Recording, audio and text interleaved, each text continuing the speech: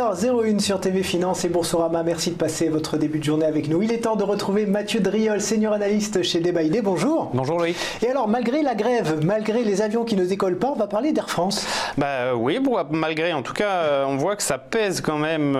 Ça pesait déjà avant, mais ça n'améliore pas la situation graphique en tout cas. Air France, donc sur ce graphique en horizon 1 heure, une bougie représente 1 heure de cotation. On voit bien une pression baissière manifeste, renforcée, vous voyez, par une moyenne mobile à 200 périodes qui, dès qu'elle est impactée, provoque une nouvelle phase de correction. L'ouverture en très légère hausse ce matin, plus 0,32%.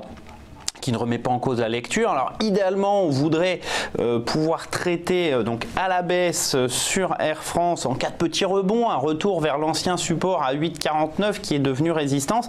Alors après, c'est pas forcément obligé sur des dynamiques comme cela de faire des pullbacks. La pression baissière demeurant très très forte, c'est plutôt un retour vers 7,63, 7,20, voire 6,88 qu'il faut anticiper.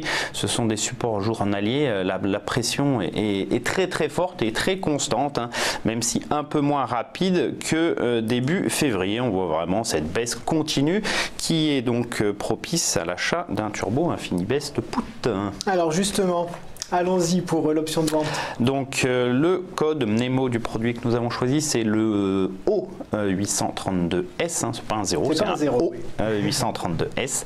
La barrière désactivante 9,46 est bien située au-delà des précédents sommets descendants et de la moyenne mobile à 200 périodes, ce qui nous procure malheureusement un petit levier, mais avec une baisse constante, difficile de trouver de très forts leviers à traiter sur ce sous-jacent.